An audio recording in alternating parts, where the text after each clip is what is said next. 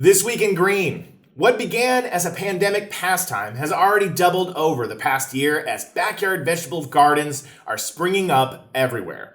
They are called climate victory gardens, which is the name that dates back to the victory gardens of World War I and II, when 20 million families tended backyard gardens and provided 40% of the nation's fresh produce at their peak.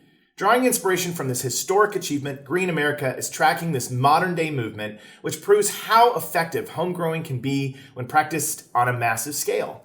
Emma Chris, a food campaigns manager at Green America, explains that a climate victory garden is one that follows regenerative practices, such as diverse cover cropping and minimum to no-till practices, is free of pesticides and other harmful chemicals, and helps feed the gardener and pollinators.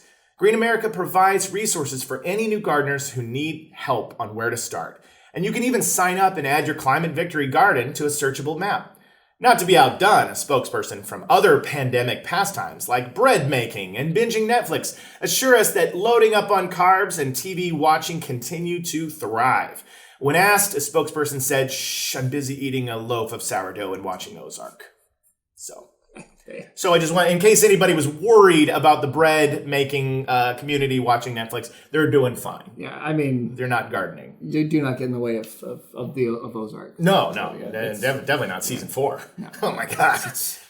But this was a cool stuff. This was a cool story about victory gardens. What I thought was so cool is I actually didn't know that about the time period during World War I and World War II and how much of the country provided the produce as a war effort. And I thought this was a cool way to update this idea, add the word climate in front of it, and it inspires a whole new generation of people to garden and provide produce for their families. So that was a cool part of the story. Yeah, I think that one of the downsides to the way we've caused ourselves to live recently is that we rely on companies to sort of mass work out solutions that handle all your problems for you, so you don't have to worry about handling yourself. Yeah. And that's not really not always the greenest. Sometimes you can be greener that way if you do it right. But this is kind of where we talked before about like the energy grid, right? Like a diverse energy grid. If everybody had solar panels on their roofs and a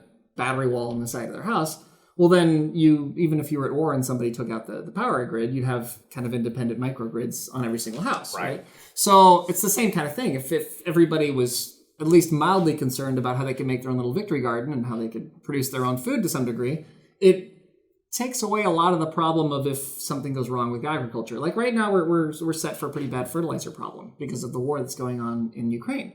Right. And that'll raise food prices. That'll make it difficult to create food, difficult to get food. It'll cause some issues, right? And those people who have victory gardens are going to be like, well, at least I've got my veggies growing in the backyard, and that's a good thing. It helps when that kind of problem occurs, and it's kind of better for the environment and better for us in general. So I'm up for it, man. Yeah? You dig it? Yeah, and I don't have to stop watching Ozarks to do it as well. No, you can still make your bread and watch Ozark, and you can do that. And then you just got to get up every now and then and go garden. That's the key of the story. Yeah, get off your duff for a second, go outside, sing to your plants. We're growing some oak trees in the office right now, and we found that singing to them is very helpful. It's very helpful. Yeah. So yeah, man, that's good stuff. I like that expression, get off your duff. I've never heard that one before. Get off your duff. Yeah. Get off your duff. If we were doing tags still in the show, I would say that would be a good tag. Yeah, couple of side notes. The number of registered climate victory gardens is around 15,000. That's registered. There could be more. And another way... Where do you register? At Green America. If you go to greenamerica.com, they're the ones that are tracking this whole thing. Fantastic. And you can sign up, and they have tons of information if you're like, I don't know how to start one. Yeah. Another way the Climate Victory Garden aids the environment is by limiting greenhouse gases emitted through food, transportation, and production. So you're also not only helping by growing your own, but you're limiting how much is needed to get to the stores all the time. So. Again, that also goes back with energy, right? Yeah. If you have your own, if the energy's right there, you don't have to run it across a mountainside. Exactly. It's right on top of you. So this is good. This is good news. This is the best news story we've had on this show. We'll have more for you soon. Bar none.